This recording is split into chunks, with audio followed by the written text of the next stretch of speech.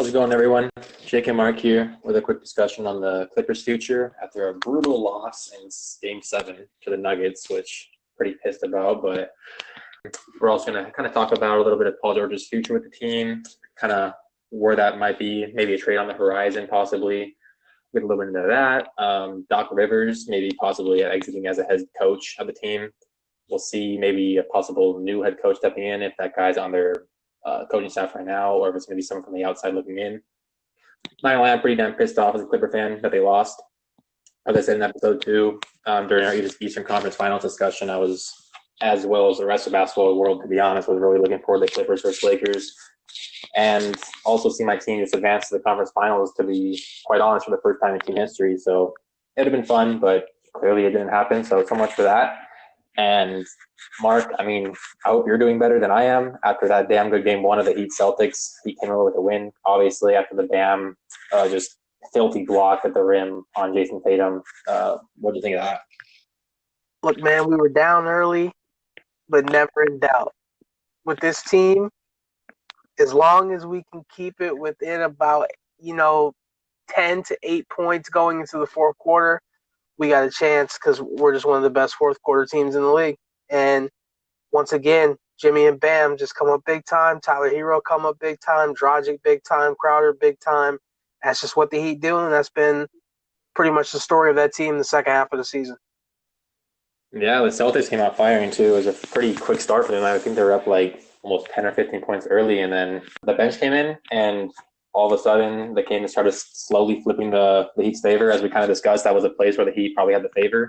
They had some plus-minus differences over there, but once the Heat kind of got their bench in the game in the first place, that kind of just flipped the tone quickly for the team, and it's kind of what we were looking for, so it was fun to see there. But it's kind of like, as I said, not seeing the Lakers and Clippers is kind of was our big discussion today, but the Clippers mostly. But our first discussion, just real quick, because we want to touch on, is the Clippers. Just looking forward to playing the Lakers kind of the series as a whole time throughout this playoffs and throughout the season. They were both obviously looking forward to the matchup with the Battle of LA, the King of LA, Kawhi's commercials, all that. LeBron obviously being the king and all that. So I mean, there's been discussion just nonstop. People wanted to see it, and we all got turned away from it. So I mean, all year you could see the Clippers were really showing up for those games. They really wanted to show up and, quite frankly, beat the Lakers' ass and show them that they were the best team in LA and they were a capable championship contender, but they weren't. And, I mean, we talked about it all year, Mark. I mean, I saw it. You continuously told me every time. You just see every time the Clippers go out, they want to just beat their ass. They don't care about any other game on the schedule. It's when they see the Lakers on the schedule, their eyes flash up, and it's just go time. That's what matters. And we don't see the best of the Clippers unless they're playing the Lakers. So, yeah, man, like you just said, pretty much echoing it. The Clippers, you could tell, even before they stepped on the court the first time in the summer league. I remember right after the Clippers had made the trade for Paul George, sign and trade, and got Kawhi. You kind of seen Pat Bev. I seen him walk past LeBron. It was like Pat Bev and Lou Will. They walked past LeBron in the summer league, and Pat Bev shook hands with him, but he refused to make any eye contact. That's kind of the guy Pat Bev is. He's more of a competitor, looking to make enemies, especially star players around the league. He likes to frustrate them. And you could just tell, like I said, from game 1 opening day, that the Clippers, they were motivated to play the Lakers. And that's all it was about. And even going on after that, games in the regular season, you kind of just seen the focus wasn't there consistently on a night-out basis. They would take games off, lose to teams they shouldn't lose to. They're just way more talented. And then you'd see they'd come back and play the Lakers, and, snap of the finger, they're right back motivated. And I just seen that all season long, and I knew that they could potentially get into a playoff series before they matched up with the Lakers, and they could lay an egg like they did because they're just looking forward to that matchup with the Lakers. yeah, I mean, like you said, it was just all season. You could see it. I didn't watch every game, I'll be honest, but I watched a decent amount of their games throughout the year, and you can just see the energy. I mean, players are taking games off. Throughout the year, you kind of heard rumblings. Clippers players, Clippers teammates were kind of upset. Kawhi and Paul George were kind of getting fair treatment, or unfair treatment, I would say, just getting games off, and they were kind of expected to go out there every night and kind of compete their ass off. And try to find wins, and you're not playing with your best players. You're not playing the guys that are making 50% of your team's salary, and I mean, it pisses some grinders off on the team. The team's filled with, like you said, guys that are competitors and grinders just like Beverly, and it'll turn some people the wrong way, especially when you're not making as much money as them. So, yeah, it's definitely something. And then they play the Lakers, and here they are. They're here to compete, and that's all that really mattered to them. So I saw it too. It's just something they're going to have to definitely get past if they want to compete with this roster, because they literally blew a series 3-1 when they had Lakers right in front of them, and they couldn't just focus on a series, or really even just a second half. I mean, they focused on the first game or game 6 or game 5 and game 6, and they blew the game 19 to 16 point lead, and it just was ugly. I mean, that kind of leads into our next discussion on Doc Rivers. Like, is this the end? Is this kind of the end for Doc Rivers? This is kind of becoming, quite frankly, the norm for him. I mean, this is the second time this has happened. They blow them 3-1 leads, and it's not exactly like the most common thing. And I think this is the 13th time in NBA history, and the Nuggets just did it back-to-back series. So it's pretty rare to see this happen. And Doc Rivers has been a part of it twice with the Clippers. Back in 2015, they lost to Houston, and they were up 3-1. Kind of same deal when they had the Chris Paul, Blake Griffin, DeAndre Jordan kind of trio going there. And here they are this year with Kawhi and PG at the top, and they go out the same way, a 3-1 lead, and they can't get to the conference finals. They're 0-7 now, all time, trying to get to the conference finals with Doc Rivers. I think that puts him now 0-6. So, I mean, I don't know if you can bring him back. He's a good coach, but people are having their questions now is, can this guy actually get over the hump again? He did it with the Celtics, but I don't know. He had Hall of Fame players. Kawhi's a Hall of Fame player, but I'm not sure Paul George is. So, I don't know. Who do you think is going to maybe step in? Do you think they're going to bring Doc back? I mean, Doc will always be an option. You know, he just kind of has that respect around the league, whether he wins or loses. You just hear so many people say that Doc's a great coach. You know, players always speak highly of Doc. Rondo speak highly of him. Ray Allen, Paul Pierce, Kevin Garnett, all the guys that were on those rosters with the Celtics back in the day.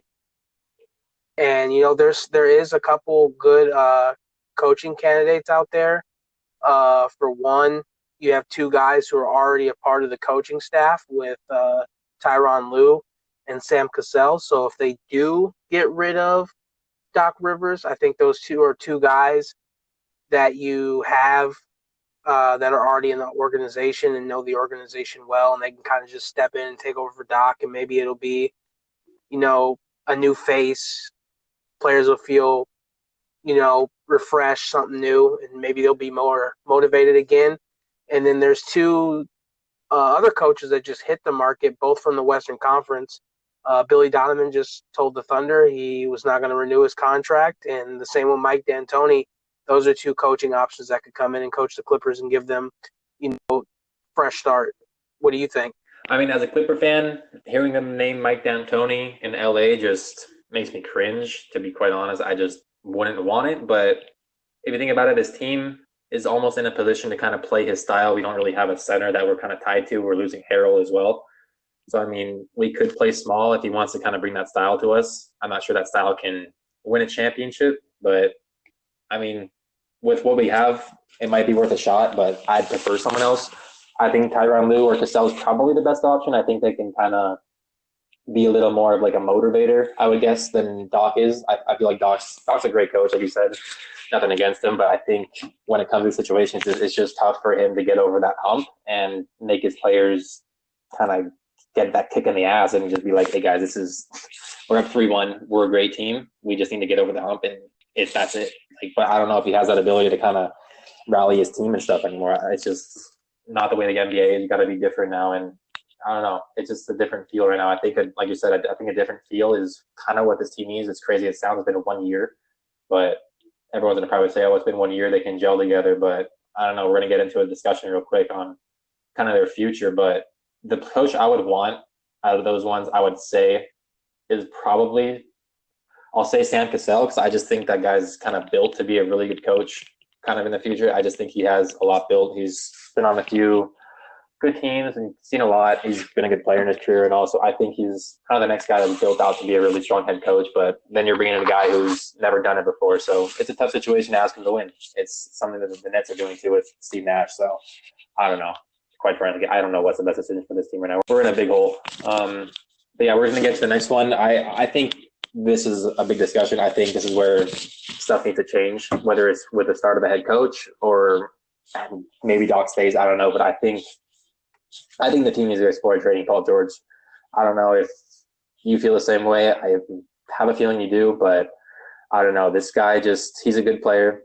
In the right system, he fits. I'm not sure this is the right system. He's a good defensive guy, just like Kawhi, just like Beverly, but none of them, in my opinion, are great ball handlers. Kawhi's a good ball handler. Paul George is as well. They can make plays for their team, but they can't do that on a consistent basis, nonstop throughout a game. Beverly's not that type of player. He's just a spot-up guy there to play defense.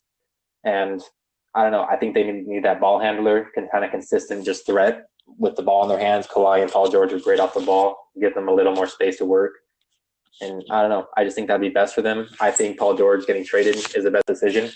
We looked over some teams, and as much as I say I think he needs to get traded, there's only maybe one team that might even want him, because I don't see hardly any of these teams really going after him and giving up obviously what we're going to ask for, because we just gave up 5 picks plus Shea plus Gallinari. Paul George. Well, the trade that I think works for both teams, because I think it fits both teams, I think you trade Paul George to the Philadelphia 76ers for Joel Embiid. I think that's a perfect swap for both teams. If you notice tonight on the Clippers end, they kind of lacked the ability to guard Jokic. Jokic just did whatever he wanted pretty much most of the game, and if you didn't double team him, he scored. And when you did double team him, he always found the open man. He had some ridiculous stat line triple-double tonight. So it's clear to me that I feel the Clippers need a big to protect the paint against, the Jokic's and the ADs of the Western Conference. And I think for the Sixers it fits perfect, because I don't think Ben Simmons and Joel Embiid are good together. It's pretty obvious. I think they just slide over Al Horford to the 5 to replace Embiid, move Tobias to the 4, Paul George at the 3, Josh Richardson at the 2, and Ben Simmons stays at the point guard. And I think that's better for Ben Simmons, because he gets to hold the ball, operate the offense. He doesn't have to worry about Embiid, who just wants to play from the post. He can kind of run pick and pop with Al Horford, get Paul George some ISO situations, as well as Tobias Harris and Josh Richardson. And I think that just makes the Sixers better, and I kind of think it makes the Clippers better as well. Yeah, I think it made the Clippers better. And as you said, the Sixers are going to change it up.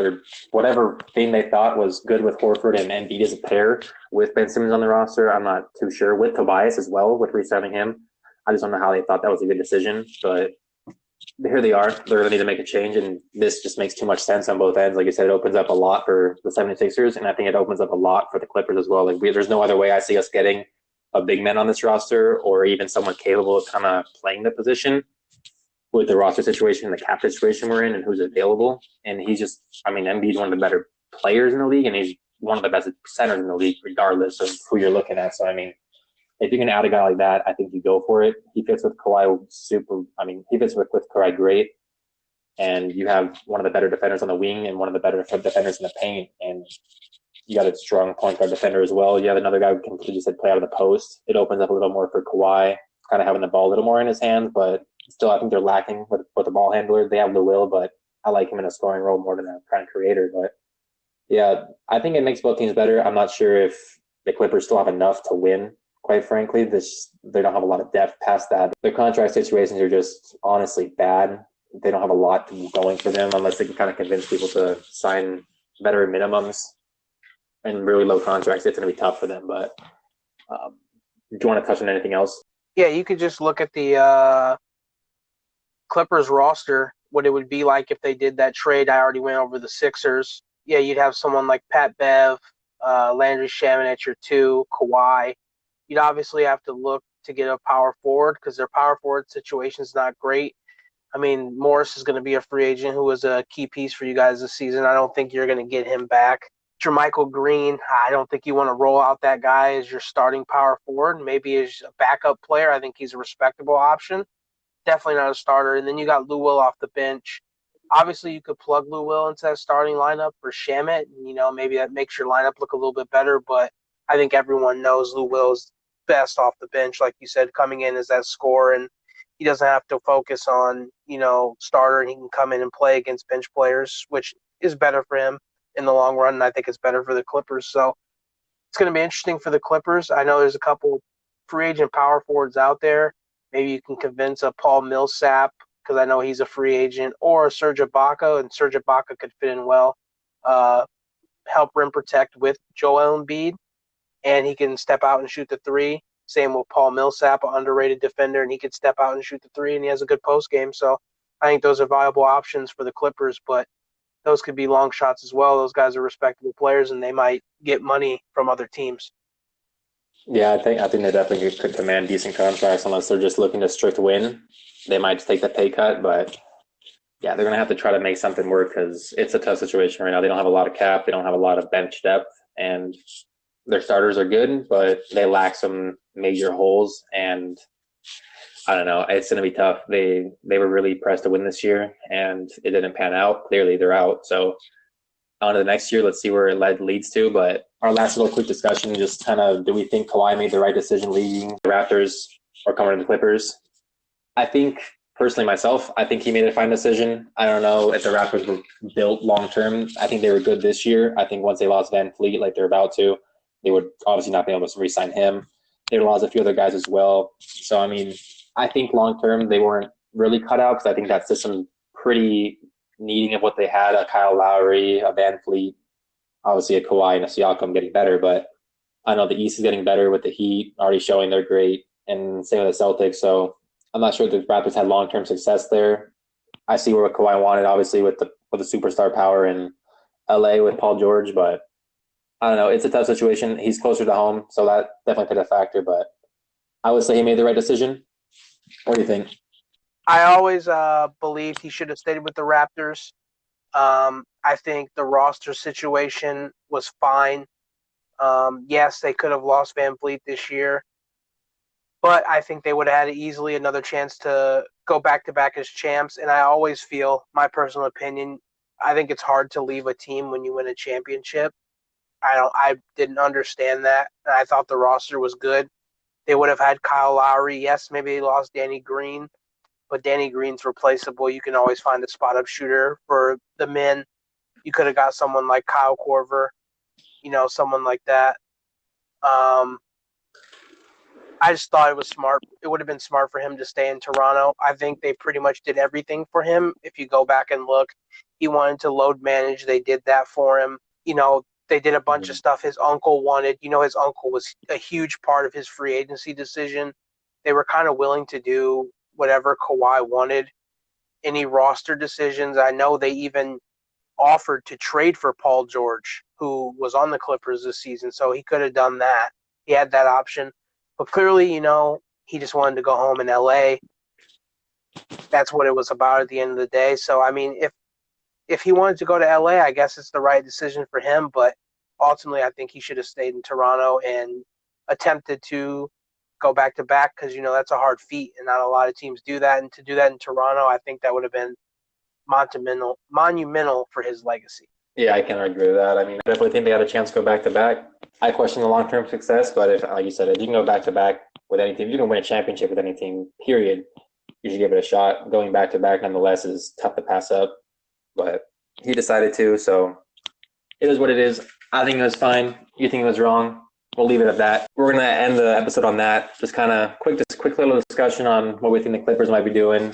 What we'll see. I mean, NBA offseason is going to be pretty wild. I'm pretty sure with everything that kind of went on with just COVID and just everything going on. I think it's going to be a pretty fun offseason to kind of track and stuff. So we'll leave it at that and leave it with some plugs. And Mark, what do you got to plug? You can always check us out on Twitter at Deep Zone Pod. We're on there. Me and Jake both on the account, posting funny stuff, trying to interact with people on social media to help grow what we're trying to put together at Deep Zone Pod. Obviously, we've just talked basketball, but we're not only going to talk basketball, we're also going to talk football.